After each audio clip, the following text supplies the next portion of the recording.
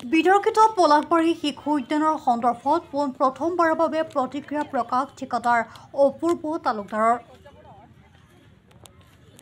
প্ৰথমে এই ভিডিঅ'লৈ মন কৰক। শিশুৰ বাবে নিৰ্মাণ কৰা উদ্যানখনত শিশুৰ খেলৰ সামগ্ৰীসমূহৰ অপব্যৱহাৰ কৰিছে এই লোকসকলে।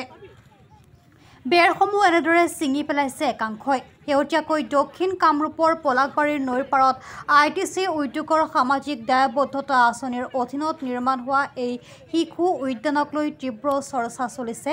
শিশু উদ্যানখনৰ ঠিকা লাভ কৰা অপূৰ্ব তালুকদাৰে অতি নিম্নমানৰ কাম সম্পন্ন কৰি বহু টকা আত্মসাৎ কৰাৰ অভিযোগ উত্থাপিত হৈ আহিছে। এই সন্দৰ্ভত তীব্ৰ চৰ্চা চলিছে সামাজিক মাধ্যমত। অৱশ্যে বৰ্তমান শিশু উদ্যানখন হৈ পৰিছে মৃতপ্ৰায় অৱস্থা। এই সকলো বিষয়ক সামৰি প্ৰথমবাৰৰ বাবে প্ৰতিক্ৰিয়া প্ৰকাশ কৰিছে ঠিকাদাৰ অপূৰ্ব তালুকদাৰে। উত্থাপিত হোৱা অভিযোগ নস্যাৎ কৰি একাংশ লোকৰ বাবে সেই উদ্যানখন ধ্বংসৰ দিশে গতি কৰাৰ কথা উল্লেখ কৰে তথা এই বিষয়ত বিধায়ক হেমাংগ ঠাকুৰীয়াৰ কোনো লেনদেন নাই বুলি স্পষ্ট মন্তব্য কৰে। তাৰমানে কি হৈছে, আজি বিভিন্ন ধৰণৰ সংবাদ মাধ্যমে কিছুমান নিউজ বজাই আছে, বিভিন্ন সংবাদ মাধ্যমে, কিন্তু প্ৰত্যেকটো কথাই মিছা কথা বজাইছে। চাওক, এটা প্ৰথম কথা হ'ল, আটাইতকৈ মই দুখিত যে সেই কামটোত বিধায়ক ছাৰৰ কোনো ধৰণৰ ৰোল নাই, বিধায়ক মহোদয়ৰ কোনো ধৰণৰ ৰোল নাই, কিন্তু বাৰে বাৰে তেওঁক টানা হৈছে এইটো বস্তুত। তাতে মই অলপ ৰহস্য গম পাইছো। সেইকাৰণে চাওক, ITCয়ে CSR ফাণ্ডত পলাশবাৰী চিলড্ৰেন পাৰ্কখন কৰিব দিছে। পলাশবাৰীত চিলড্ৰেন পাৰ্কখন কৰাৰ কাৰণে ITC বিভিন্ন ৰুল আছে যে তেওঁলোকে ভেণ্ডাৰ ৰেজিষ্ট্ৰেশ্যন কৰাই লয়। ভেণ্ডাৰ ৰেজিষ্ট্ৰেশ্যন কৰাত বিভিন্ন ধৰণৰ ডকুমেণ্টছ তেওঁলোকক লাগে। ইভিন আমাৰ GST যিটো কোড, পাছৱৰ্ড, সেইটো পৰ্যন্ত লাগে তেওঁলোকক, যে তেওঁৰ ট্ৰেক কেনেকুৱা, আৰু বিভিন্ন ধৰণৰ ক্ৰেডেঞ্চিয়েল লাগে। লাগি পেলাই তেওঁলোকে ভেণ্ডাৰ ৰেজিষ্ট্ৰেশ্যন কৰে। বিভিন্ন ধৰণৰ লোকেল মানুহৰ পৰা, কণ্ট্ৰেক্টৰৰ পৰা তেওঁলোকে ডকুমেণ্টছ লৈ পেলাই ভেণ্ডাৰটো ৰেজিষ্ট্ৰেশ্যন কৰে। ভেণ্ডাৰ ৰেজিষ্ট্ৰেশ্যন কৰাৰ পিছত কোনোবাৰ যদি ভাল হেৰি থাকে, ট্ৰেকটো ভাল থাকে, ক্ৰেডেঞ্চিয়েল ভাল থাকে, তেওঁক দুই এটা কাম দিয়ে। চবকে যে দিব তেনেকুৱা কথা নহয়, দুই এটা কাম দিয়ে। সেই সময়ত মোক কৈছিলে যে আপুনি এখন চিলড্ৰেন পাৰ্ক বনাই দিব পাৰিব নেকি। তেতিয়া মই চালো পলাশবাৰীত চিলড্ৰেন পাৰ্ক বনাব পৰা তেনেকুৱা কোনো জেগা নাই। মই দেখিলো যে ENDৰ এটা জেগা আছে মাথৰিৰ চাইডত। ENDৰ জেগাটো আকৌ মিউনিচিপালিটিক দি থৈ দিছে যে আপোনালোকে কিবা সৌন্দৰ্য বৰ্ধন কিবা কৰিলে কৰিব পাৰে, গছ চছ ৰুব পাৰে বিভিন্ন ধৰণৰ। তেতিয়া তেওঁলোকে ক'লে কি যে ঠিক আছে, আপোনাক আমি দি দিম, এটা বেছিকে জেগা দি দিওঁ, সেই জেগাটো অলপ ডেভেলপ কৰি আপুনি তাতে গছ চছ ৰুই দিয়ক, গোটেই বস্তুটো হেৰি কৰক। তাৰপিছত মই কি কৰিলো, সেই চিলড্ৰেন পাৰ্কখন বৰ ধুনীয়াকে, প্ৰথমতে বৰ ধুনীয়াকে আটমটকাৰিকে সজালো। বিভিন্ন ধৰণৰ ল'ৰা ছোৱালী তাতে গ'ল। তাৰপিছত পিছৰ ফালে কোনো মেইনটেনেঞ্চ নাই কাৰণে সেই উদ্যানখনৰ অলপমান হেৰিটো বেয়া হৈছে। বেয়া হৈছে, মোৰ দুখ লাগে, যিহেতুকে মই নিজে বনাইছো এইখন, আৰু ভেণ্ডাৰ হিচাপে বনালেও পলাশবাৰী সমষ্টিতটো, গতিকে সেই সময়ত মই বনাই দিলো। বনাই দিয়াৰ পিছত আপোনালোকক ভিডিঅ' দি দিম। চিলড্ৰেন পাৰ্ক নহয় এইখন, সেইখন বুঢ়া মানুহে বিভিন্ন ধৰণৰ আপোনাৰ খেলা ধূলা কৰে। এই ঝুলনাত বুঢ়া মানুহ, এই যে ঘোঁৰাবিলাক থাকে তাতে বুঢ়া মানুহ উঠি পেলাই নচব, এনেকে চিলড্ৰেন পাৰ্কখন অলপ বেয়া হৈছে। বেয়া হৈ গ'ল। তাৰ ভিডিঅ' কেইটা গোটেই আছে, মই দি দিম আপোনালোকক। কিন্তু তাতে ITC CSR ফাণ্ড কিমান টকা দিব, কি দিব, আৰু CSR ফাণ্ডৰ লগত বিধায়ক মহোদয় কোনো ধৰণে জড়িত নহয়।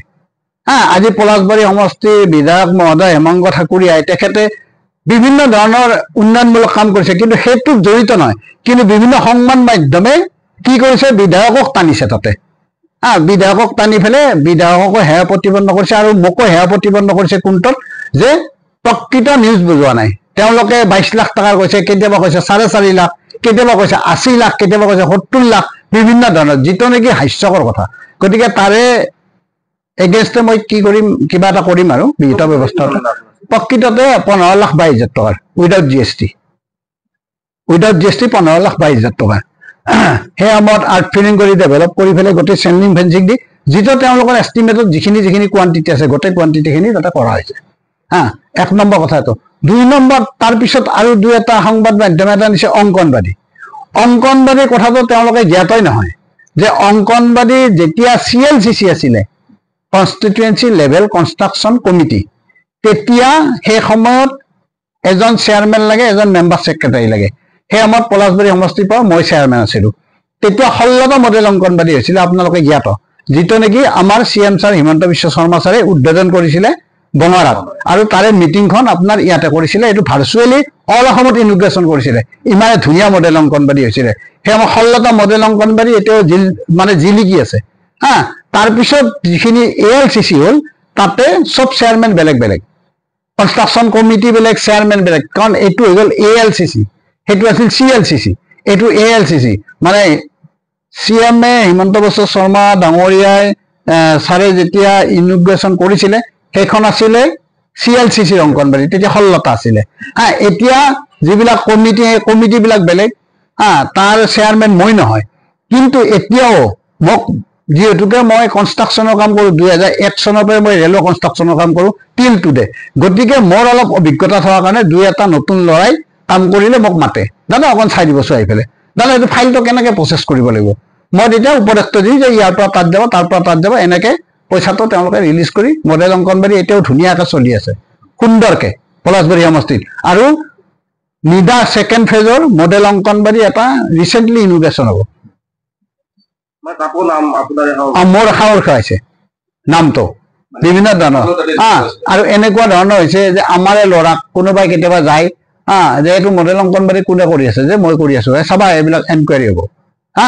তাৰমানে এইটো ইণ্টেনশ্যনেলি কৰা কাম, ইণ্টেনশ্যনেলি কোনোবাই উদ্দেশ্য প্ৰণোদিতভাৱে এনেকুৱা ধৰণৰ কামবিলাক কৰি আছে।